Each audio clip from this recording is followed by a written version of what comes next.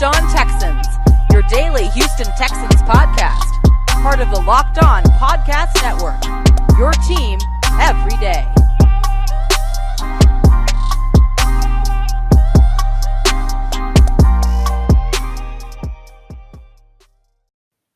Welcome in, Locked On Texans fans. It's your boy, John Sports Guy Hickman, here for another episode of the Locked On Texans podcast, part of the Locked On Podcast Network, your team every day. Thanks for making the Locked On Texans your first listen every day. We are free and available on all major platforms and, of course, YouTube, so don't forget to subscribe to YouTube online. Also, today's episode is brought to you by Rock Auto. Amazing selection, reliably low prices, all the parts of your car will ever need. Visit rockauto.com and tell them the Locked On Texans sent you their way. You guys know what it is. I can't do this show by myself. I wouldn't even think about doing this show by myself. On the other side of me, my man, my brother, my co-host, Cody Davis. What we got for today's episode? Yes, sir. And on this Tuesday installment of Locked On People pissed Texans, off at David Culley. And on this Tuesday, man, I mean, a lot of people felt like that on yesterday, as a matter of fact. So you wasn't wrong by shouting that out. But on this Tuesday installment of Locked On Texans, we're going to dive into some of the issues that's going on with the Houston Texans offense. And I believe that the Houston Texans are actually using their tight ends incorrectly. And then we're going to close out this latest installment of Locked On Texans. Look, this is a team that is riding a 3-game losing streak. And they have just concluded one of, if not their worst loss in franchise history.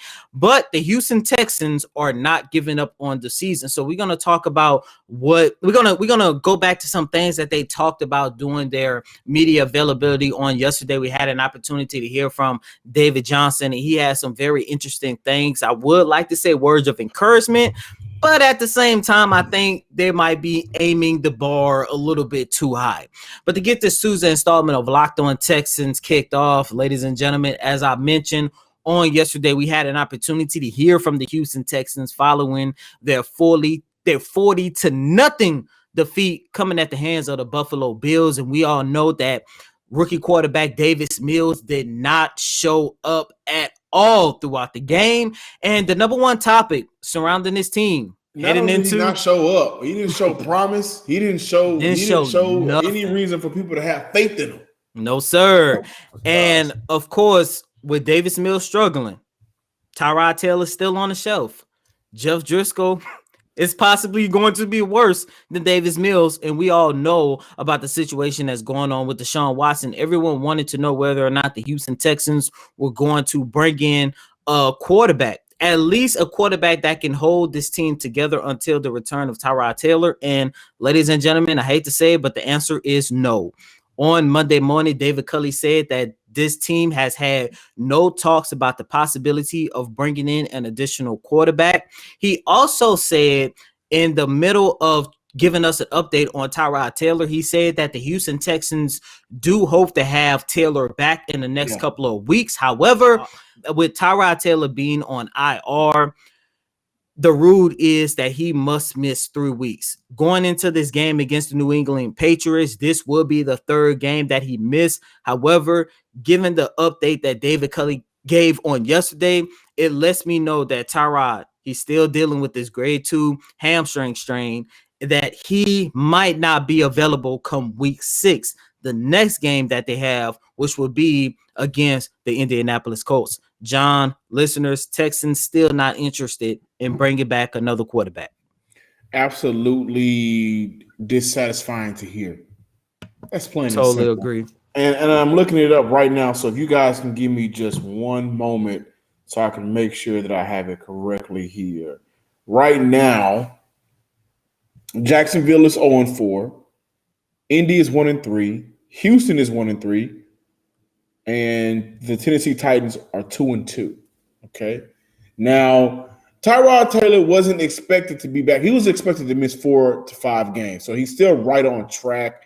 Right after the Patriot game, that'll be the third game. And then I think for game 4 is where they can kind of evaluate whether or not he can get back on that field. And that would be against Indy. Indy, which I think, in the early season, if you can kind of weather the storm a little bit, you beat Indy, maybe you get a change of direction for whatever the season can be. The problem with that is that it'd be kind of rushing him still at a quarterback his age. And so you're looking at the grand scale of everything. You're looking at the roster. You're looking at the needs. You're looking at how you can improve. And there's no possible way that you come out of that by saying we're not going to go sign a backup quarterback. Well, because I didn't even mention a quarterback to start or a quarterback to compete. Because let's face it, right now Davis Mills is going to be the starting quarterback for the next couple of games. It is what it is. And that's the reality of the situation.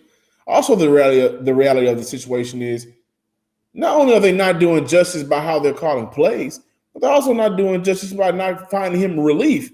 I don't see in old football heads say this a lot. If a kid's having a bad game, let him keep having it. I don't see a use in that. I don't see any good use coming out of that. I think at certain points, when you're having an abysmal game, like Davis Mills did, pull him. Let them see things differently from the sideline. And then I would be okay with starting him the next week. I'm okay with that. But what can he – like if you put in Jeff Driscoll, then I think that's the immediate stamp. This season is over. And then 1-3, second in the AFC South right now, the season isn't technically over, right? We just started. All right, game against the Patriots will be week 5 out of 18, I'm sorry. Because we have 17 games now, so you get the bye week. I don't like that decision. I don't at all. And to me, that decision, it highlights what we here at the Locked On Texans have been saying ever since Nick Caserio gave us their quote on evaluation comparing to wins and which one of the two is being prioritized. But I would make the case and argument against how can you get a real evaluation if you're not bringing in a player to affect the position that can evaluate that can help you evaluate other units. So Davis Mills, are we going to get a full evaluation out of the wide receiver core with Davis Mills at quarterback? Not at all.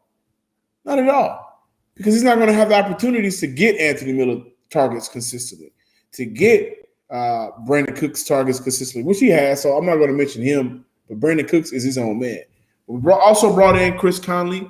Nico Collins comes back soon. And what we're going to talk about later, going to transition to the tight end group, they're giving Brevin Jordan a lot of healthy scratches. And last week, they mentioned that he's continuously learning the game of football in the NFL and how to operate. But I will make the case, okay, if you're going to prioritize evaluating, go ahead and put him out on the field. You might as well if you're not going to bring in a quarterback.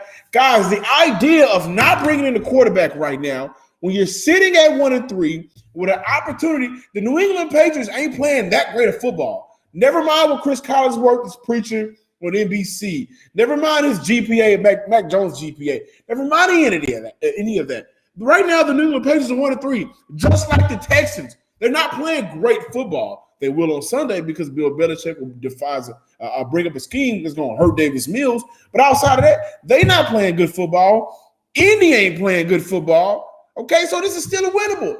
Tennessee is barely winning some of these games. They're sitting at 2-2. So you mean to tell me you're not going to prioritize making your team better? If that's the case, everything that you stuffed in folks' mouths all offseason, throw it out the window. Throw it out. It doesn't make any sense to me. It doesn't make any sense to me. And I've always made the point that if you go get Cam Newton is going to be your starter until the season ends. You don't bring in Cam Newton for 3 to 4 games and say, okay, well, thank you. You don't do that. So Houston is in a tough position. I recognize that. They're in a tough position because a lot of the backup quarterbacks out there or those practice squad quarterbacks, they have a certain verbiage in their contracts to where other teams can't get them. And I understand that. So they're in a bad position, but that goes back to what they should have done in the offseason. There's no way I'm going into a season with Tyrod Taylor as my number one quarterback, who isn't a bad quarterback, has been in bad situations, has had bad circumstances. And my backup up until week 1 of the NFL regular season when they cut him was Jeff Driscoll. Remember that? Jeff Driscoll was number 2 on the depth chart. Number 3 is my rookie out of Stanford, who has had abysmal games, abysmal practices. And number 4 is number 4. But number 4 ain't here no more. Okay? And so back then, you didn't think it was smart to go ahead and find some of these quarterbacks that can come in and compete that has NFL experience? Get out of here, man. Get out of here. It doesn't make any damn sense. And you're going to feed that bull crap to the fans and viewers. Then you're going to feed did you hear this? He also said, David Cutler, I still think we're a running team. Come on, man. Hey, I've been rooting for Cully. And on this show, we have either rooted or rooted against, but we are notoriously known for walking back our statements and giving credit when credit is due. Got your first win against Jacksonville, against another rookie head coach and quarterback. Good. Had a couple of good coaching outings in 2 games you could have won. I understand that. But goddamn it, reality has set in. Make a change. You didn't make a change at halftime. You didn't make any halftime adjustments. And none of the games you could have won. Didn't make any halftime adjustments. At least make during the week adjustments. I'm sorry. All of this was sparked by hearing I still consider this a running team. How in the hell do you consider this a running team when you brought in the youngest running back can't run worth a lick? 2.6 yards per carry, 1.7 yards per carry. Get in the game with negative rushing yards. Get that crap out of here, man. Get it out of here. Get it out of here.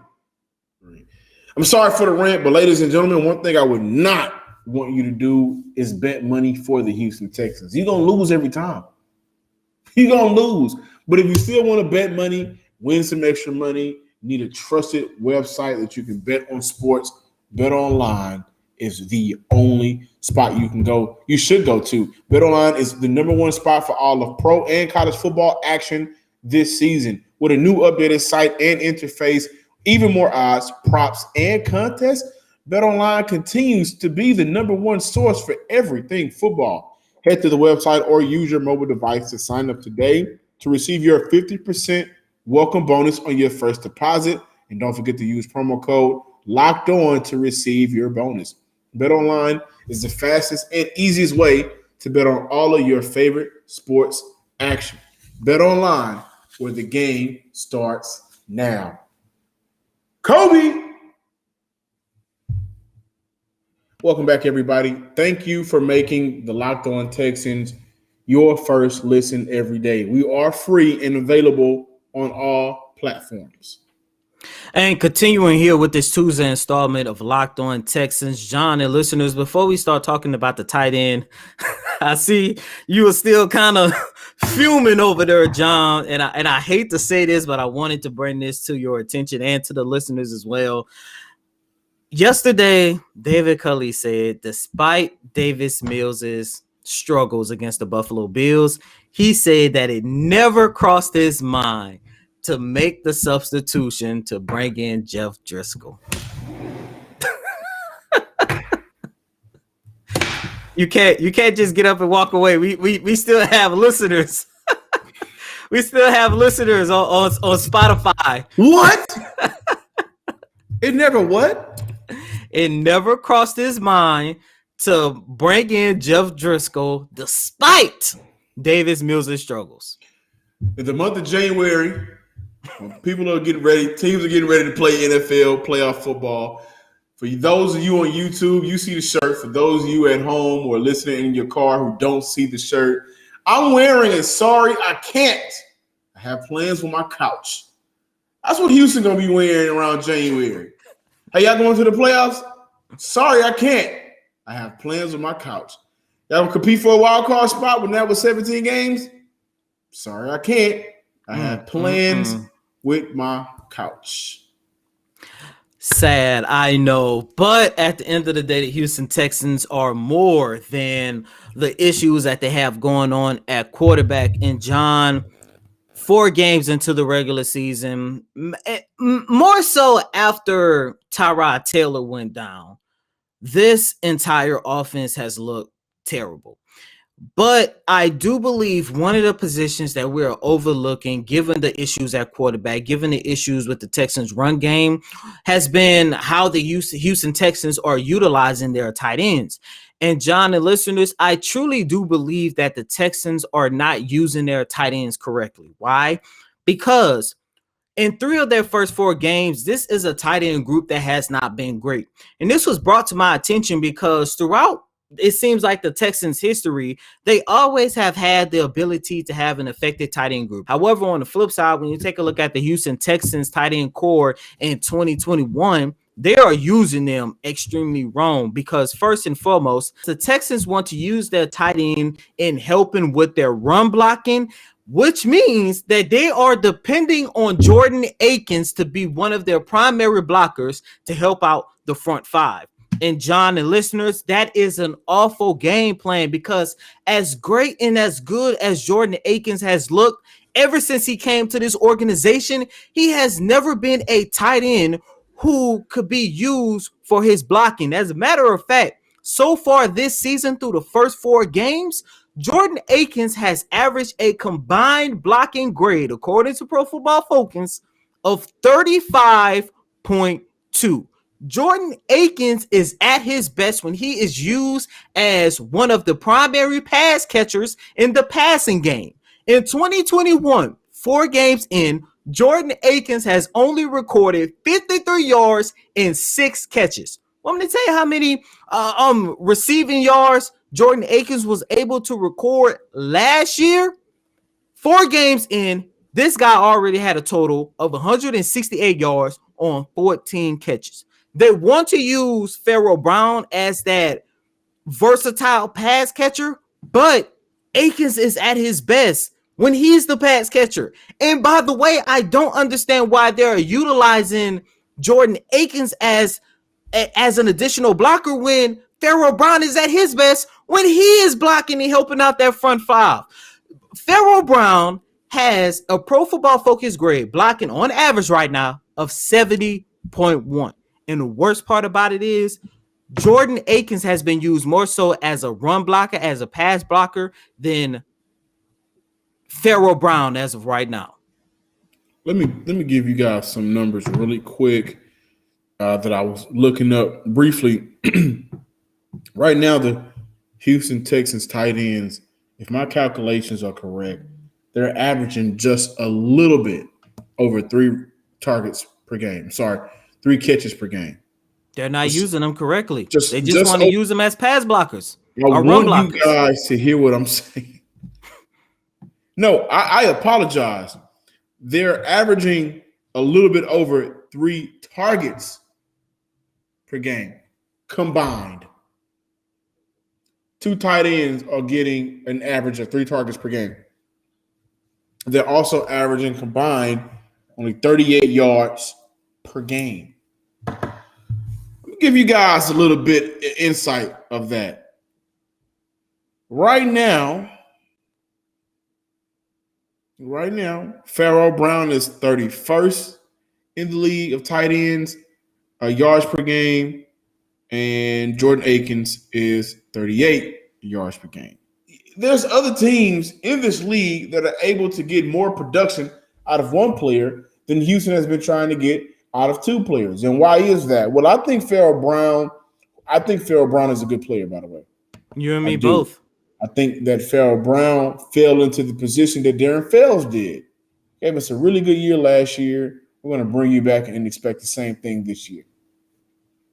And right now, whether that may be play calling, whether that may be prioritization, or who gets the ball. Now, I did a show last week for the Overdue Bills podcast, and I also did this with the crossover. And I said I believe the tight end group needs to step up. They need to be, as a unit, the next go-to option for this rookie quarterback. He ain't been able to find him. Plain and simple. Why is that? I mean, I can't really answer that question. I do think they're not really prioritized, which is another reason why I'm pissed off, because the hype and how you were bigging up your tight end unit heading into the season, it's like you guys hyped, just like last year in a sense, you guys hyped up a lot about what you like about this team for us not to see it on Sunday. That's just what I'm getting. And you're right. So the RPOs, those get redundant.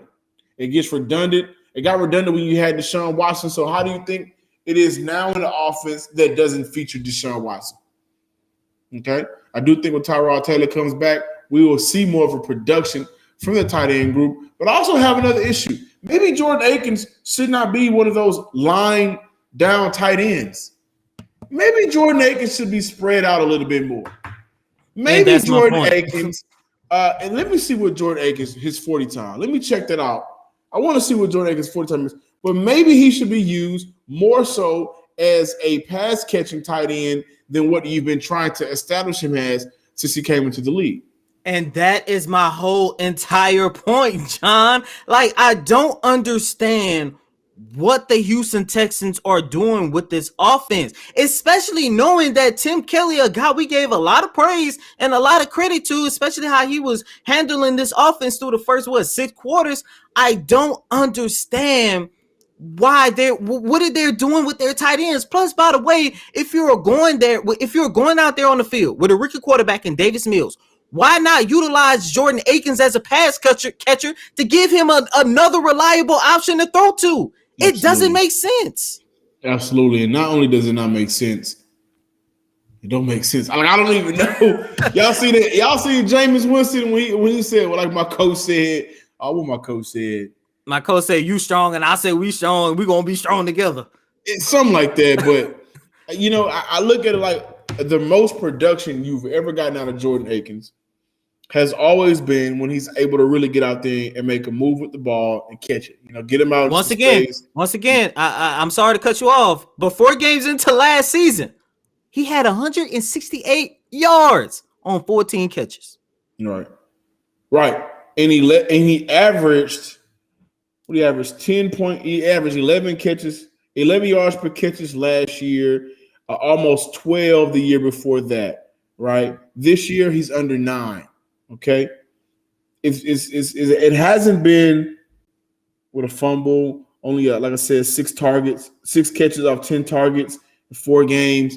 So 10 divided by 2 point something per game. Like, allow him to do what he's good at, and what we've seen him be good at is a pass catching tight end. And if you want to bring in another body, you brought back Farrell Brown for that.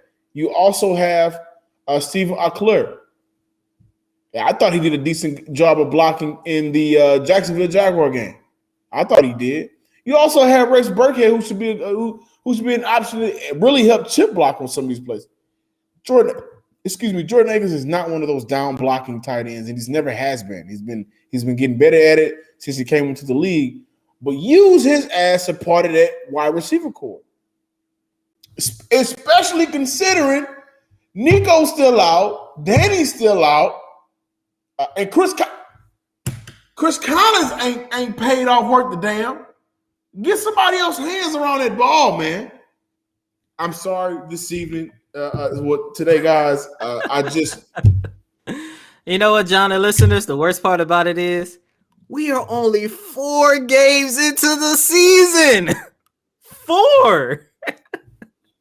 We're not even a quarter done of the 2021 season. Without number 4, by the way. By the way, I didn't even want to bring this up, but I've been seeing it on Twitter, and for the first time in a long time, I really agree. The way that man quit on this team deserves his own discussion and story about how he ended up with that contract, giving folks money that worked in the cafeteria to where he is right now, Cody. I don't get it, but I will say this before we move on. Yes, Houston has been underutilizing and misusing their tight end group 100%. This episode is brought to you by Rock Auto. With the ever-increasing number of makes and models, it's now impossible for your local chain auto parts store to stock all the parts your car needs, okay? Save time and money when using rockauto.com. Why choose to spend 30, 50, even 100% more for the same parts from a chain store or car dealership? For example, a Honda Odyssey fuel pump is $350 from a chain store when it's only $216 from Rock Auto. Rock Auto is a family business, serving do-it-yourselfers for over 20 years. Rock Auto prices are reliably low for every customer. Okay, go to rockauto.com and see all the parts available for your car or truck right now. Right locked on Texans in the How Did You Hear About Us box so they know we send you. Rock Auto, amazing selection, reliably low prices, are the car parts you will ever need. Thanks for making the Locked On Texans your first listen every day. Now make your second listen the Peacock and Williamson NFL Show. Brian Peacock and former NFL scout Matt Williamson give you the NFL expert analysis in less than 30 minutes. It's free and available on all platforms.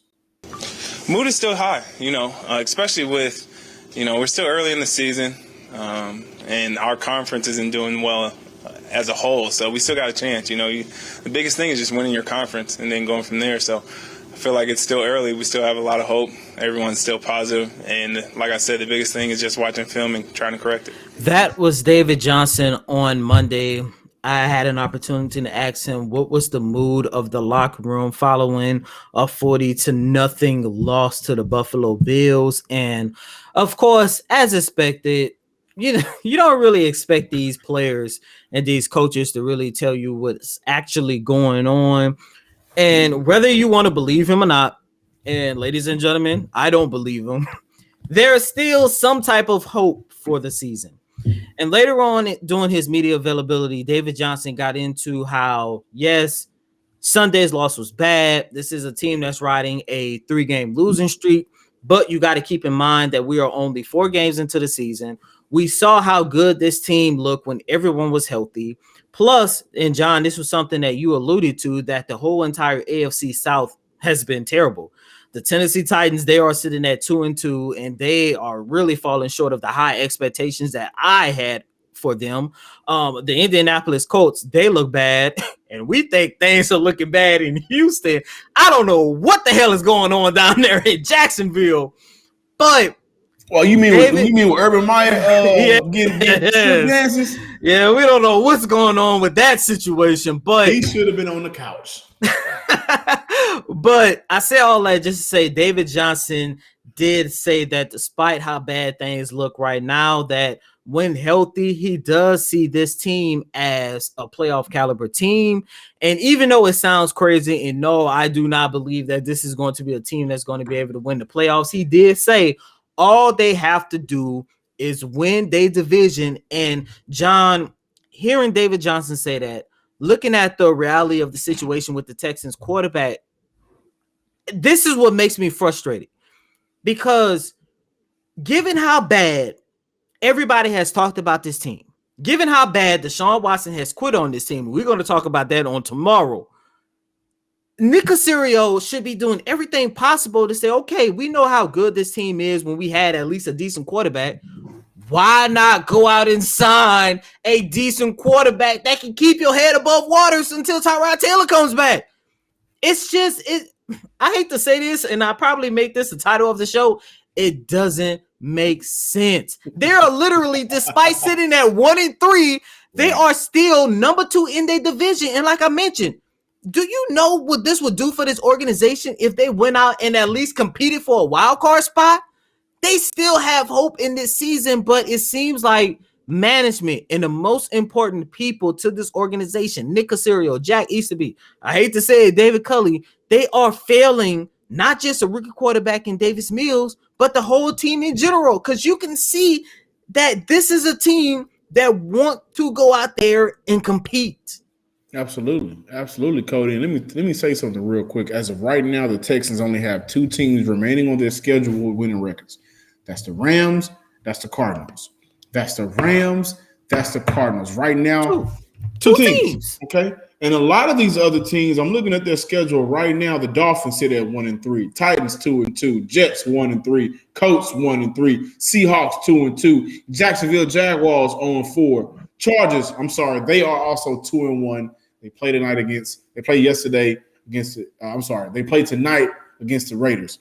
So they have 3 teams with winning records and over 10 games left. And the Titans, they end up the season with 2-2 against the Titans. You know what I like to hear from this running back group, whether it's Mark Ingram, whether it's David Johnson, I don't really don't want to hear anything from Philip Lindsay. Don't care to hear anything from Philip Lindsay. But what I like to hear is a little bit of what Todd Gurley said a few years ago when he still had Jeff. I don't want to be another 8-8, 9-7, 7-9 season Fisher. I don't want to run a middle school offense. In the last couple of games, it's been very middle schoolers. And that may be a little stretch, but a mundane, predictable, vanilla offense, let's mix it up a little bit. Be real about the situation, because the reality of the situation is, they can't compete for a wild card spot. They will have to win their division, right? And that's okay. We are in week 4 currently, so there's 14 weeks left. Texans have 13 games left. Another 13, only 3 of those teams have winning records right now. One is undefeated. The LA Rams lost against the undefeated team, the Arizona Cardinals, and you have the Chargers, who is a damn good team. And by the way, Oakland, yeah. And by the way, I'm sorry to cut you off. By the way, that Miami Dolphins game is really winnable because Tua is not going to be back in town. Right. Plus, Will Fuller might not be available for that game as well because he went down with an injury on yesterday. And if we're going off, if we're judging based off the first 3 games, what are some winnable games? Miami is a winnable game. The Colts is a winnable game. Depending on how they game plan, because I haven't been that overly impressed with Mac Jones, and I like him for New England, but I haven't been overly impressed like Chris Collinsworth has. That may be a winnable game, but I'm not going to pick that one because of what I believe that defense can do to a rookie quarterback, right? But on site right now, the Colts, the Dolphins, the Jets, the Colts, the Jaguars again, and so that's 5 games that are very winnable.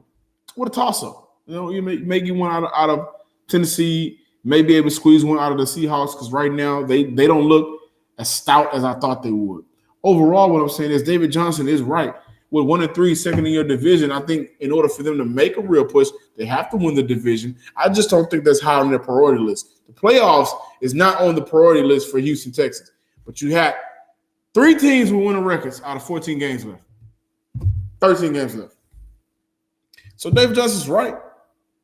The mood around the locker room, whatever the case is, I saw the story, I saw the quote, whatever. The reality of the situation is it ain't gonna get done. It starts now, right? It started on Monday. It starts. And y'all ain't made a move to improve the most important position in this entire sport. Not only have y'all not made a move, y'all don't want to. I'm Johnson Sports Guy Hickman. Follow us on Twitter at Locked On Texans. Follow me on Twitter. You see it. Oh, sorry, right here. Some Sports Guy. Take those same 2 thumbs. Go to YouTube. Subscribe to the Locked On Texans YouTube page as well. Okay, I also want to mention something real quick. Those YouTube comments, I love them. I wanted to read one out real quickly. This is what Cal McNair gets for choosing Jack Easterby over the Texans. Poor coaching. Why even draft a quarterback that doesn't have experience? We need help now. This is from the listeners. That's how they feel. Man, Texas is going to have a lot of work if they want to reestablish the relationship that they once had with their fan base. And as always, I'm your host, Cody Davis. Please remember to follow me on Twitter at CodyDavis_24. Once again, that's Cody, COTYDAVIS_24. Until next time, ladies and gentlemen, peace.